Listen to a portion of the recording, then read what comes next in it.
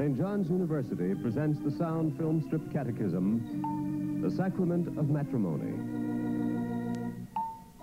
Hello, everybody. I'm home. Hey, come on, Joey. Come on, you play the game. Daddy, don't make a noise, or we'll have to tell the usher to take you out of church. Hello, dear. Isn't it nice after a busy day to come home and find everything so orderly? Just wonderful. But what's all this about?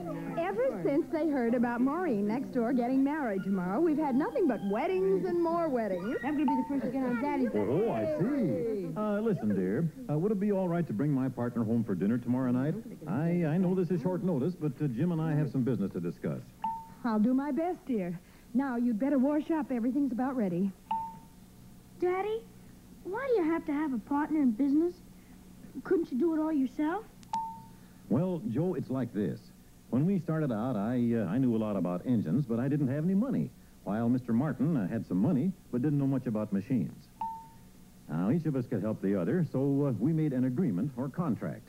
And between the two of us, we were able to make the business a success. Daddy means an agreement like Danny and I made when we were pretending to be married. Isn't that right, Daddy? That's right. Marriage is a contract. In a way, like a business contract, in which two people agree to help one another. But marriage is more than just a contract, dear. It's a contract made holy by God. Christian marriage, Mary, is a sacrament. Sister Regina told us our Lord thought marriage was so important that he worked his first miracle at a wedding. Yes, that was at Cana, where a young couple were being married. Mary was there, and so was her son and his disciples. Suddenly, Mary noticed that something was wrong. Son, they have no wine. To please his mother and to save embarrassment, our Lord said to the servants, Fill the jars with water. The servants did as our Lord told them. Draw out now and take to the chief steward. This looks like wine. It is wine. I tasted it. Oh, wait till the chief steward tastes this. Why did they wait till now before they served the good wine?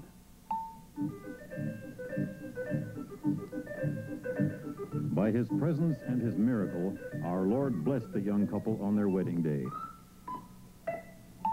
That was a lovely story. But now it's time for work. Danny, it's your turn to clear the table. Oh, Mother. And Mary, help me with the dishes, dear. Dad, if marriage is a contract, the people that are going to be married have to agree to something, right? Yes, that's right. Well, what is it that they agree on?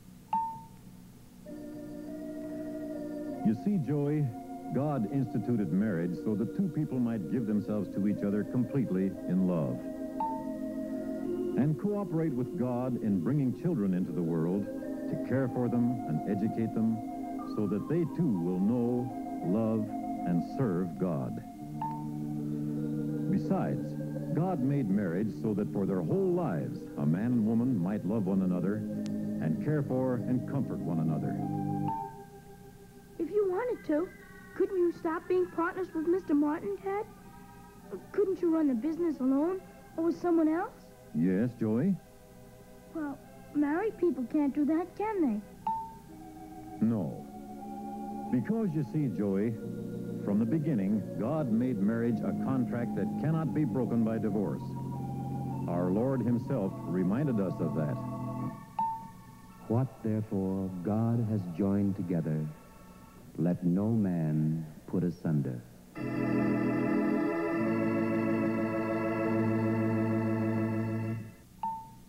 Mommy, you said at dinner that marriage is a sacrament. You mean a sacrament like when we receive Holy Communion? Yes, dear. Marriage gives us sanctifying grace, and like the other sacraments, it is intended by our Lord to make us holy. You know, dear, St. Paul says that marriage is like the union between Christ and his mystical body, the church, and so it is a union of love and holiness. Husbands, love your wives, just as Christ also loved the church. Let wives be subject to their husbands as to the Lord. Golly, You and Daddy are sometimes cross with one another and with us kids. Do you really think marriage is making you holier? Well, oh, you see what I mean? You folks are enough to try the patience of a saint. Danny, please be careful. I may be cross sometimes, but I might be a lot more cross if God weren't giving me special helps. You see, in the Sacrament of Matrimony, God gives to us married people an increase of sanctifying grace. He also gives us sacramental grace. Whenever we need to, we have the right to call on Him for the actual graces we need in our married life. And when you youngsters get sick, or when we seem to be cross with each other, our Lord is always ready to help us if we ask Him. These little trials and sacrifices help to make us holier and more pleasing to God in our marriage. Well, I'll certainly be glad when Maureen and Tom are married. What a siege of questions. Hey, where are your kids going? Oh, now, children. Hey, you shooting Really? Indians? Now, Well, you're children. not the only one, dear. Stop it. Joe and I have been talking all over, too. Hey, son? Of course, Bobby there, he's been more interested in shooting bad men. Mom, Yes, dear. What is it now? More questions?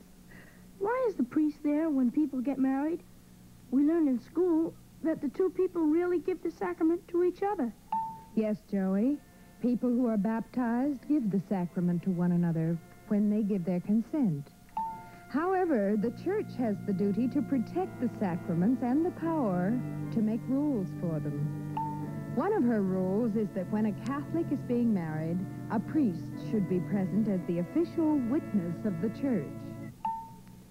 Christ promised this power when he said to Peter, Whatever thou shalt bind on earth shall be bound in heaven, and whatever thou shalt loose on earth shall be loosed in heaven.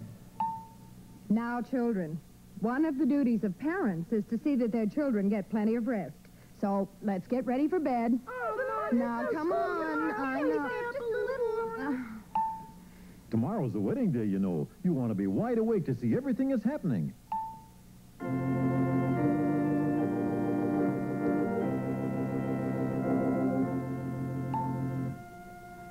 You are about to enter into a union which is most sacred and most serious. A union which was established by God Himself. By it, He gave to man a share in the greatest work of creation, the work of the continuation of the human race. That future, with its hopes and disappointments, its successes and its failures, its pleasures and its pains, its joys and its sorrows, is hidden from your eyes. And so, not knowing what is before you, you take each other, for better or for worse, for richer or for poorer, in sickness and in health, until death. What therefore God has joined together, let no man put asunder.